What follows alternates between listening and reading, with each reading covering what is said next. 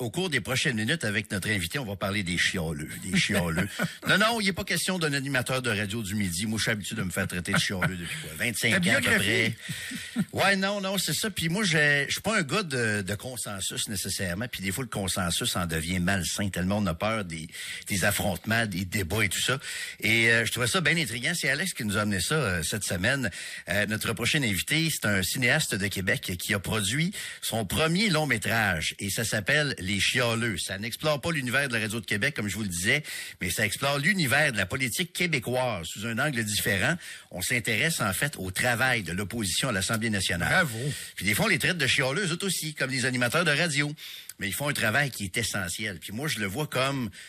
Moi, je trouve que les oppositions doivent pousser les politiciens au pouvoir dans leur dernier retranchement. Ils sont pas tous bons à le faire. C'est l'équilibre dans la démocratie. Oui, c'est l'équilibre dans la démocratie, exactement. Et on va en parler donc avec celui qui a produit ce premier long-métrage-là, Tom Rodrigue, qui est avec nous en studio. Salut, Tom! Salut, content d'être ici. Ça vient d'où l'idée de produire ce court-métrage-là sur les politiciens d'opposition? C'est ça, c'est un long-métrage, en fait, documentaire là, de 80 minutes c'est ça, ça fait quelques années que je travaille là-dessus. Puis dans le fond, c'est vraiment comme ça a commencé en septembre 2019. C'était à l'époque, c'est sûr que c'est un film plus sur le gouvernement québécois, mais à l'époque, c'était la renaissance un peu du Bloc québécois, puis il y avait beaucoup de discours sur le Bloc québécois qui disaient qu'il était inutile parce que il pourrait jamais prendre le pouvoir. Fait que là, l'idée, c'était de se questionner sur comment ça serait possible, en fait, que des députés soient inutiles parce qu'ils pourraient pas prendre le pouvoir. En quoi un député serait inutile juste parce qu'il est dans l'opposition? Parce que surtout que depuis 1985 au Québec, il n'y a aucun parti qui a pris le pouvoir avec plus que 50% des votes. C'est ça. Moi, je plaide coupable en passant. Je l'ai dit souvent que le Bloc était inutile. Là. Je plaide coupable là-dessus. OK. Bon, ça va être intéressant à discuter de tout ça. Fait que c'est ça. C'était en fait c'est la réflexion un peu là que le film apporte par rapport à ça. C'était de se questionner parce que dans le fond la majorité des gens perdent leurs élections depuis 40 ans au Québec. Ouais. Fait que c'est de se dire est-ce que la majorité des gens sont représentés par des gens qui sont inutiles, qui n'ont pas de pouvoir. Fait que c'est ça, c'était de réfléchir un peu là-dessus, de voir comment on a une petite section, là, entre autres, là, avec des anciens chefs de l'opposition, là, il y a Mario Dumont, Jean-François Lisée, Jean-Marc Fournier, qui montrent là, c'est quoi les outils de l'opposition, comment l'opposition peut utiliser, par exemple, le temps, les commissions parlementaires, les motions, pour mettre de l'avant leurs idées, faire valoir leurs points. Donc, il y a quand même, puis l'interaction aussi beaucoup avec les médias, parce qu'on part, le film au début commence beaucoup à l'Assemblée nationale, mais il finit à la fin dans la société civile en général. Fait que on explore, là, on a une section, là, on explore le rôle des journalistes, par exemple. Il y en a beaucoup qui disent que les journalistes font partie de l'opposition, puis effectivement, je pense que vous avez un rôle très important. Il faut chialer un peu. Est-ce que dans ce travail-là, est-ce qu'il y a des idées préconçues que tu avais qui ont été complètement déconstruites en voyant en direct le travail, puis de façon détaillée le travail des oppositions? J'ai été assez impressionné, par exemple, parce que nous autres, on a filmé beaucoup sur le terrain. On a suivi 3 députés. On a suivi Christine Labrie, Dominique Anglade, puis Véronique Yvon. Mais on a fait les entrevues beaucoup en 2023, après l'élection de 2022. Puis j'ai été impressionné parce qu'au début, on s'attendait pas nécessairement à... C'est sûr que c'est un peu inévitable qu'on parle de la réforme du mode de scrutin, surtout quand on invite quelqu'un comme Jean-Pierre Charbonneau parmi nos... longtemps, lui. Mais non, ce qui m'a surpris, c'est à quel point il y en avait beaucoup qui disaient que le Parti conservateur devrait avoir un siège parce qu'il y avait un taux de vote assez élevé quand même aux élections. Fait qu'il y avait quand même un souci là, par rapport là, de justement au niveau là, de la représentation, au niveau de la proportionnelle. Beaucoup, ça a pris plus de place que ce qu'on s'attendait, en fait. Tu parlais de Véronique Yvon tantôt. Véronique Yvon a fait un travail, anti-partisan avec, sa loi sur l'aide médicale à mourir ou tout ça. Au terme d'exercice, tu sais faire la différence entre, mettons, ce qui est l'opposition qui est de bonne foi ou de la partisanerie crasse? Parce que des fois, l'opposition, ils sont aussi dans la partisanerie crasse. Est-ce que tu dresses une ligne entre les deux? C'est sûr que c'est des compétiteurs. Puis ils aspirent tous à prendre le pouvoir. Fait que c'est sûr que ils en parlent un peu à un moment donné dans le film. C'est très intéressant. Là. Ils disent il y a toujours une sorte de souk à la corde. Là. À un moment donné, on arrive, puis on a beau avoir des dossiers en commun, mais il y a ce dossier-là, il y en a qui essaient de se l'approprier un peu plus. Fait que, bon, c'est sûr que... Puis effectivement, c'est important qu'il y ait différents partis parce que sinon, ça voudrait dire que tout le monde pense pareil. Puis c'est important que tout le monde se sente qu'il est représenté. Donc, de dire, est-ce qu'on peut tracer la ligne entre ce qui est vraiment légitime et non...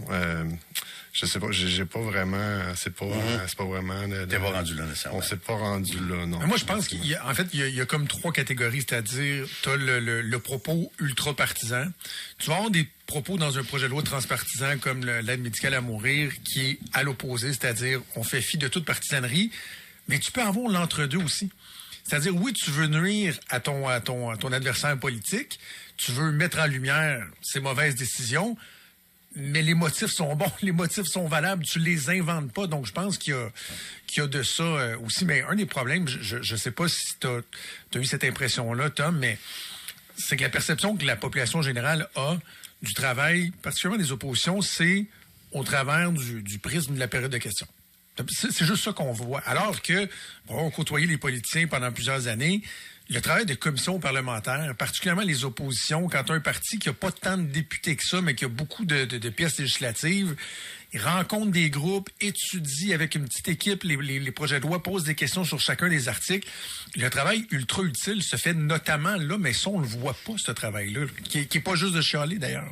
C'est vraiment, j'abonde dans le sens de ce que vous dites, parce que effectivement, c'est vraiment là, quand vous parlez d'idées préconçues qui ont peut-être été déconstruites avec le tournage, c'est de voir à quel point il y a quand même une certaine courtoisie, puis même des fois, bon, c'est peut-être exagérant un peu, mais des fois une certaine camaraderie là, entre députés de formation. Il y a des couples, écoute, ouais. Puis vous êtes bien placés. On connaît des couples là, qui sont même noués entre les deux parties. Oui, effectivement. Là, des fois, on se demande quasiment si c'est pas un Tinder politicien à l'Assemblée nationale. Mais non, effectivement, vous êtes bien placé pour voir ça, vous, tous les jeux de coulisses, parce que c'est vrai qu'il y a beaucoup d'accent qui est mis sur la période de questions. Mais, entre autres, il y a une citation qui est très intéressante dans le film, c'est Jean-Marc Fournier qui dit qu'il y avait eu des critiques qui s'étaient faites quand il avait enlevé les applaudissements.